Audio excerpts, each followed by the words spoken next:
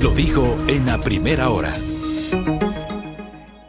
Vamos a hablar justamente sobre, primero generar una reacción del debate de ayer y luego hablar rápidamente de propuestas de campaña con Pedro José Freile, Andrea. Así es, Pedro José Freile se ha dado a conocer en algunas elecciones. Fue candidato a la alcaldía de Quito en 2023 por el Partido Socialista, pero antes se dio a conocer en elecciones presidenciales en 2021, cuando fue uno de los candidatos. En esa ocasión se postuló por el movimiento Amigo. Freile es abogado de profesión y licenciado en Ciencias Jurídicas y Sociales. Esta vez corre las elecciones como candidato a la Asamblea Nacional por el Partido Suma. Muy buenos días, Pedro José Freile. Gracias por estar conectado aquí en La Primera Hora. Buenos días, amigos de Primera Hora. Un gusto estar con ustedes esta mañana y encantado en esta ocasión como candidato a la Asamblea Nacional por el Distrito Centro Norte de Quito. Gracias. Primero quiero pedir una reacción sobre el debate de ayer. Y hablando justamente de su candidato, el candidato Enrique Gómez, que terminó siendo un candidato emergente luego de la inhabilitación de Jan Topic Ferot. ¿Usted cree que se logró el objetivo? Siento que el proceso de debate del día de ayer, que escuchando los comentarios, difiere poco realmente de lo que pasó a partir del 2021, cuando, de hecho, a mí me sirvió mucho. Ahí Jacobo García le escuchaba que hacía un comentario sobre la candidata Andrea González. Gracias por eso, porque entiendo que fue en buena onda ese comentario a favor de ella.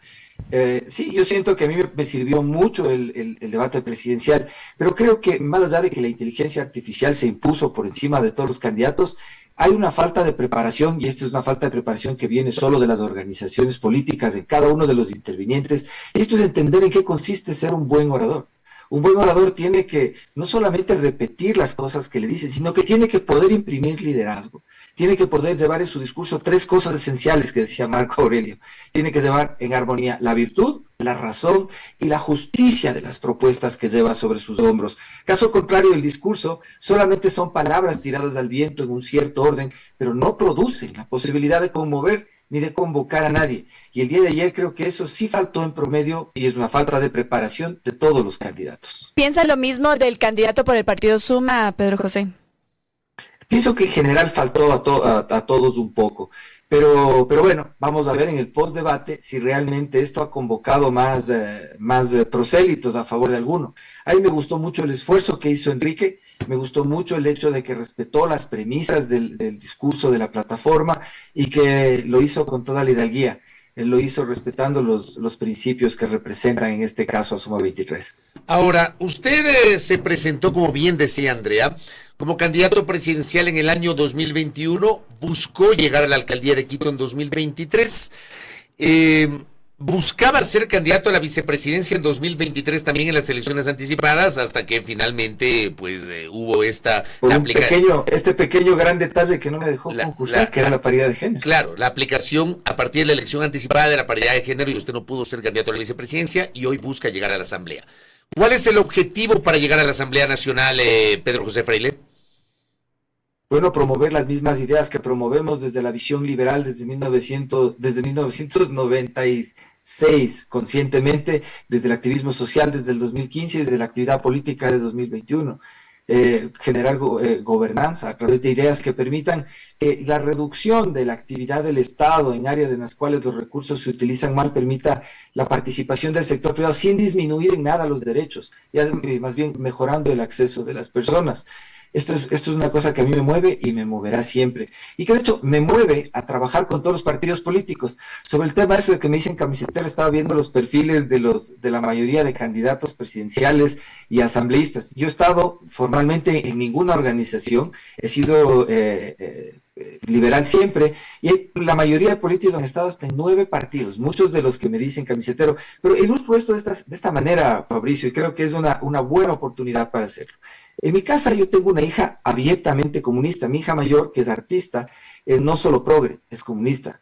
Tengo mi segundo hijo, que es un científico y es apático, completamente desinteresado en la política. Y un tercero, que es casi un anarcocapitalista, un libertario en los mejores términos de un tipo que probablemente llegue a ser muy adinerado. Y a mí me toca, como padre de familia, con una visión liberal, lograr que cada uno de ellos saque adelante su mejor versión. Es más, trabajo para que cada uno de ellos libremente sea lo que quiere ser.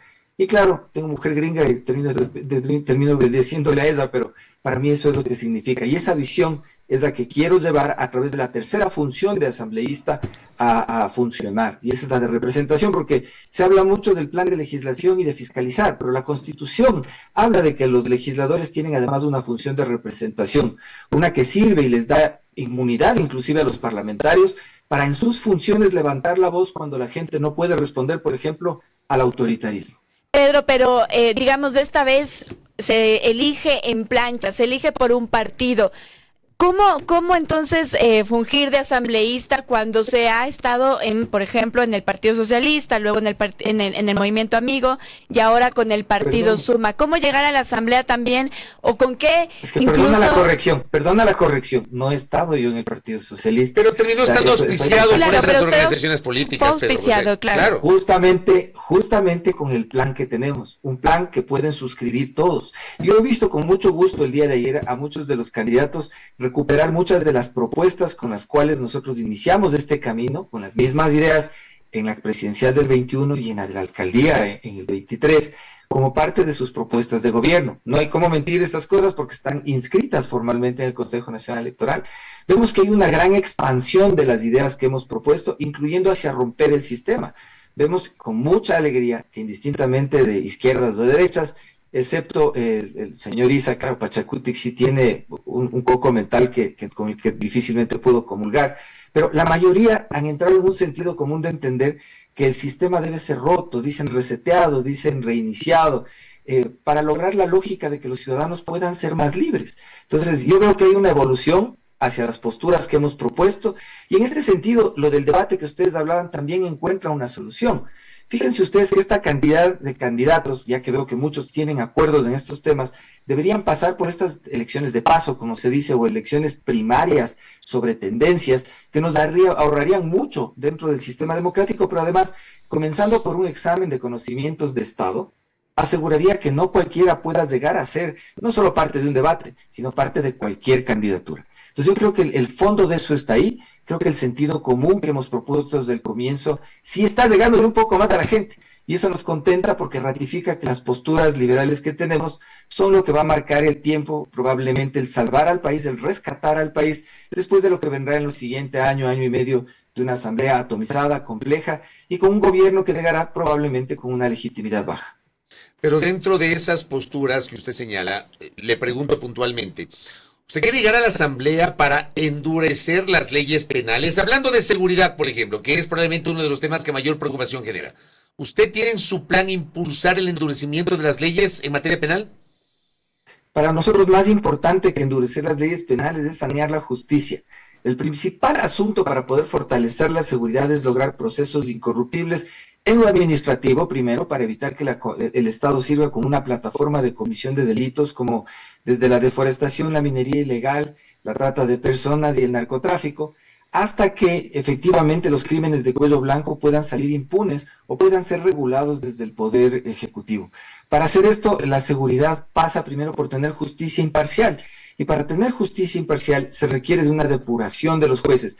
El hecho de tener penas más fuertes y jueces igual de corruptos solo encarece las coimas que siguen ensuciando la posibilidad de tener una justicia más digna para los ecuatorianos. Correcto, Pedro José Freile, gracias por estos minutos para brevemente generar una reacción respecto del debate, la presentación de su candidato presidencial y por supuesto un pequeño extracto de su propuesta de campaña. Muy gentil. Gracias, Pedro. Muchísimas gracias a ustedes, amigos. Un abrazo a todos desde Quito, Suma 23. Soy Pedro José Freile, candidato a la Asamblea Nacional por el Distrito Centro Norte de Quito. Muchas gracias a Pedro José Freile. Primera plana. Todas las noticias, todas las voces.